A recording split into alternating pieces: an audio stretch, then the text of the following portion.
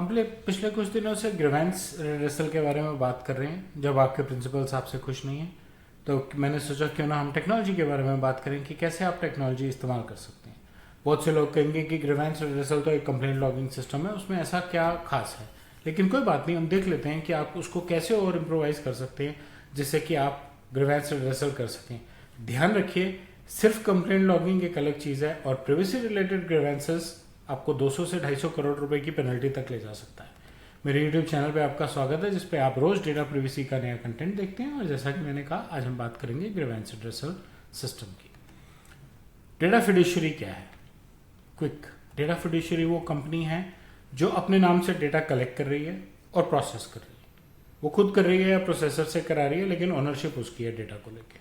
और Indian DPDP act कहता है कि अगर आप डेटा कलेक्ट कर रहे हैं, स्टोर कर रहे हैं, इस्तेमाल कर रहे हैं, यानी कि प्रोसेस कर रहे हैं, किसी थर्ड पार्टी के साथ शेयर कर रहे हैं या डिस्ट्रॉय कर रहे हैं, तो आपको डेटा प्रिवेसी लॉज के साथ कंप्लायंट होना चाहिए। डेटा हिंदुस्तान के सिटीजन का है तो इंडियन डीपीडीपी एक्ट 2023 के साथ कंप्लायंट होना चाहिए। और अगर डेटा सेंसिटिव है, यानी कि उसके हेल्थ केयर के रिकॉर्ड्स हैं, उसके पेरोल रिकॉर्ड्स हैं, उसके फाइनेंशियल रिकॉर्ड्स हैं, उसके बायोमेट्रिक्स हैं, तो हम आपको सिग्निफिकेंट डेटा फिड्यूशियरी कहते हैं। और उस केस में डीपीओ इंटरनल होना चाहिए और भारत का नागरिक होना चाहिए, भारत में बैठ के उसे काम करना चाहिए। अब हम टेक्नोलॉजी के रोल की बात करते हैं। जैसा मैंने शुरू में कहा, एक तो कंप्लेंट मैकेनिज्म सिस्टम है, तो एक बेसिक कंप्लेंट मैकेनिज्म सिस्टम जरूर रहना चाहिए, लेकिन उसमें ऑटोमेशन होनी चाहिए कंप्लेंट रिसीव करने की। कोई आपको व्हाट्सएप पे कंप्लेंट लॉग कर सकता है, कोई आपको ईमेल के थ्रू लॉग कर सकता है, और आपके जितने चैनल्स हैं पब्लिक को पता होने चाहिए। सारी दुनिया को जरूरी नहीं है, लेकिन जिससे इन्फॉर्मेशन ली है, जैसे उसकी इन्फॉर्मेशन कलेक्ट की है, उसको किसी तरीके से बताएं कि कभी तुम्हें हमसे कोई कंप्लेंट है तो तुम हमारे इस लिंक पे आ सकते हो, हमें इस आईडी पे मेल कर सकते हो, हमें इस फोन नंबर पे फ़ोन कर सकते हो, हमें इस फ़ोन नंबर व्हाट्सएप कर सकते हो। आपके प्रिवेसी नोटिस का पार्ट होना चाहिए कि ग्रीवेंस कहाँ पे देना है, और कुछ ऐसा सिस्टम हो कि आप वैलिडेट भी ऑनलाइन कर सकें। किसी ने कहा मैं अपना डेटा एक्सेस करना चाहता हूँ, डेटा एक्सेस में तो थोड़ी ज़्यादा टेक्नोलॉजी यूज़ करनी चाहिए आपको। आप वैलिडेट कर लीजिए उसको, उसके रजिस्टर्ड मोबाइल नंबर पे ओटीपी भेज दीजिए, आप आधार वैलिडेशन कर लीजिए, और अपने सिस्टम्स को कुछ ऐसा बनाइए कि जो एक्सेस करने आया है उसका रिकॉर्ड तो उसको उसी टाइम स्क्रीन पे नजर आ जाए, या उसको आप उसकी डिटेल भेज दीजिए। आपकी एक टाइप की कंप्लेंट तो हाथ के हाथ खत्म हो गई। आपने आधार वैलिडेशन कर तो लिया उसका, उसमें आपको और लंबा चौड़ा कुछ करना ही नहीं है। सेल्फ सर्विस मॉडल जो बेसिक चीज़ों को अपने आप समझे और अपने आप उनके बेसिक जवाब दे सके। हो सकता है आप 5-10% कंप्लेंट्स वहीं किल कर दें और वहीं ख़त्म कर दें, क्योंकि अभी भी राइट्स के बारे में नॉलेज की कमी है ना। तो अगर आपको ऑनलाइन बॉट रिस्पॉन्ड करके फर्स्ट लाइन सपोर्ट में आपकी कॉल्स मिनिमाइज कर सकता है, तो उससे आपको फ़ायदा होगा। AI ड्रिवन इंसाइट्स यूज़ कीजिए, जिससे कि आप डेटा को एनालाइज कर सकें, कैसी कंप्लेंट्स हैं, क्या प्रायोरिटीज़ है। कोई consent related complaint high priority है, क्योंकि हो सकता है आपके प्रोसेसिंग सिस्टम में कहीं गैप निकला है जो आपको ठीक करना ज़रूरी है, एक जैसी बहुत सारी कंप्लेंट्स आने से पहले। ऑटोमेटिकली आप जिन कंप्लेंट्स को वैलिडेट कर चुके हैं उनको ऑटोमेटिकली एक्नॉलेज कर दीजिए। वैलिडेशन एक बहुत इंपॉर्टेंट स्टेप है, लेकिन क्रिटिकल कंप्लेंट्स में जरूरी नहीं है कि आप ऑटोमेटेड वैलिडेशन पे रिलाई करें। तो आप उस केस में बाद में जब वैलिडेट करें तो भी एक्नॉलेज करें।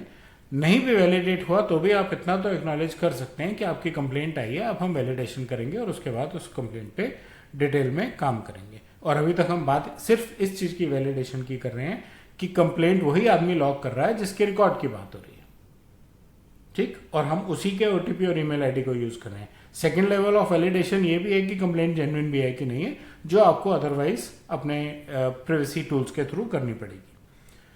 जब आप कंप्लेंट क्लोज करते हैं तो कोई फॉलो थ्रू मैकेनिज्म होना चाहिए कि आप ऑटोमेटिक सिस्टम से कस्टमर से पूछें, प्रिंसिपल से पूछें क्या आप सेटिस्फाइड हैं, क्या सेटिस्फेक्शन रेटिंग है आपकी।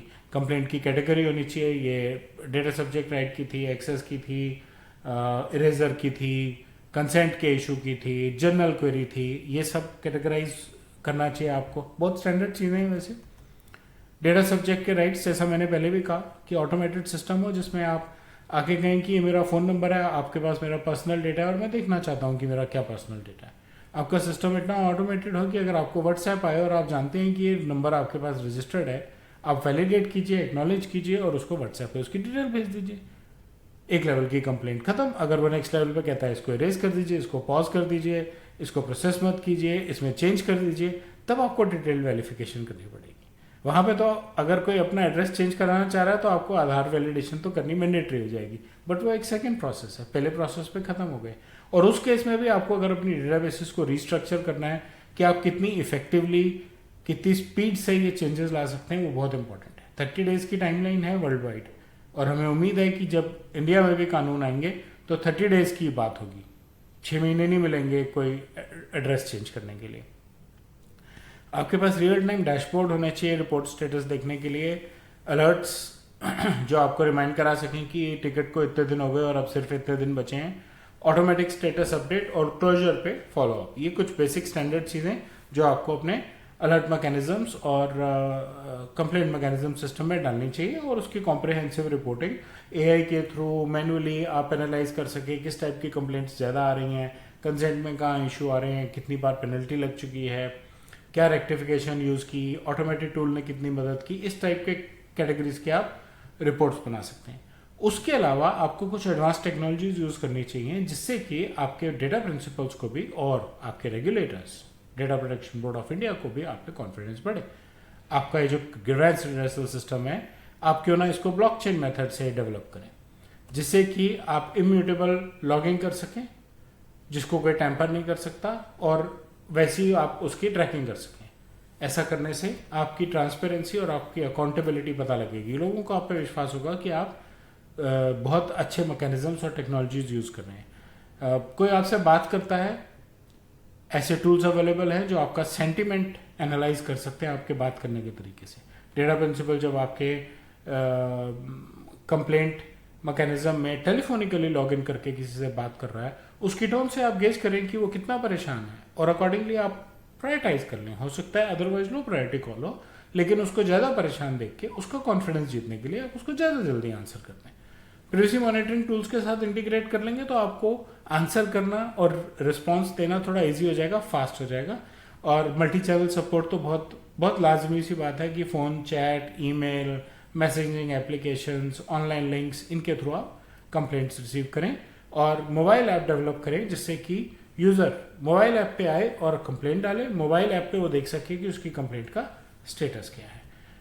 जो भी कंप्लेंट आए, जो भी उसका रिजल्ट निकले, एज अ बेस्ट प्रैक्टिस उस रिजल्ट को अपने प्रोसेस में इस तरह से डाल दीजिए कि आपका प्रोसेस आगे के लिए बेहतर हो सके। तो ये कुछ छोटी छोटी सी चीज़ें हैं। आगे चल के हम बेस्ट प्रैक्टिस की अलग से भी बात करेंगे, अगले 1-2 दिन में पूरी प्रेजेंटेशन बनाएंगे उस पर।